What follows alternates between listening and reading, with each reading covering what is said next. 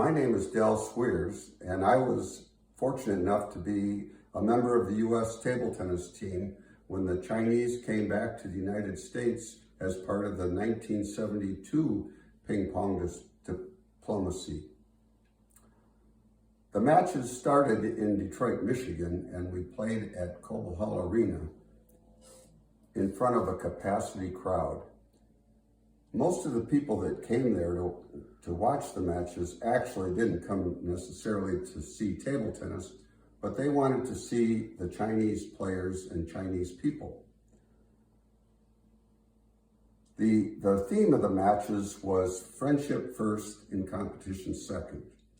And I was fortunate to play Liang Ko-Liang, who was a member of the Chinese world team and had won the world championship in 1971 in mixed doubles.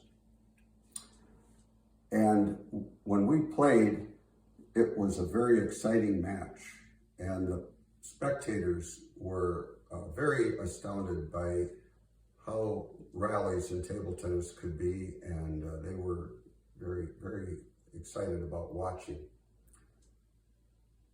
Liang was very nice to me, and we had a good match, and he was so nice that I won the match. And that was a great memory for me. And the match was filmed by ABC Wide World of Sports, and the next day it was on television and watched by over 1 million people nationwide.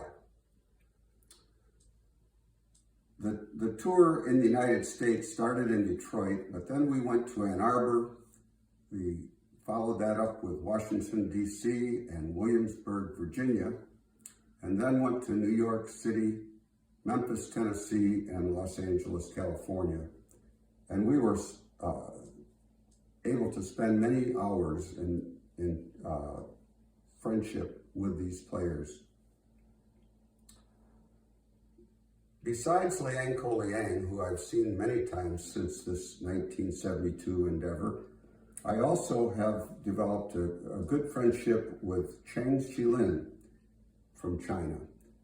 My first time that I ever saw him play was in 1965 at the World Championships in Yugoslavia, when he was a member of the Chinese team that was playing against Japan to win the world title. And he was called the Magic Chopper, because he would play so well that the Japanese players could not figure out how to solve his defensive ability. And so China was able to beat Japan quite handily. The next time that I saw him, of course, was in 1972 when he came here to the United States and was one of the leaders of the delegation.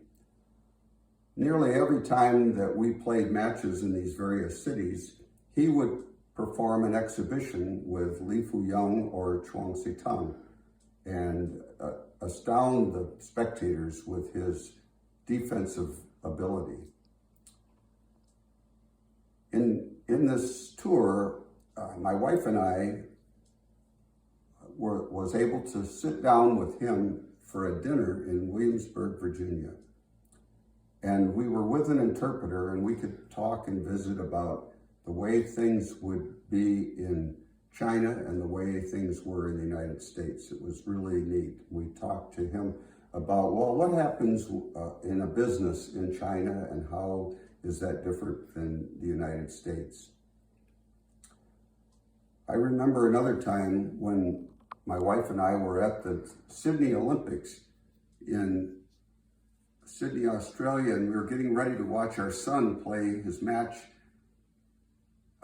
in the tournament, and all of a sudden I got a tap on my shoulder, and it was Cheng Shilin greeting us by tapping on our shoulder and waving.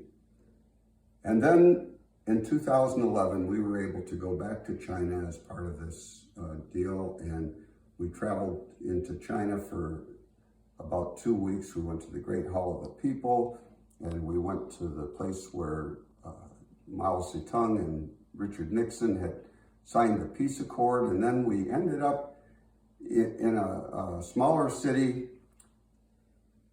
and but when we were in Shanghai, we had a banquet, and at the banquet,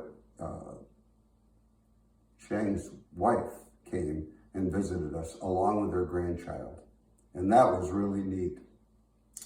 So we started out the relationship where I was watching him because I was enthralled by the Chinese players, and it ended up now when we see each other, we talk about our families and our grandkids, and our message is, I really hope that personally we can get together here soon again and celebrate the 50 years of ping pong diplomacy.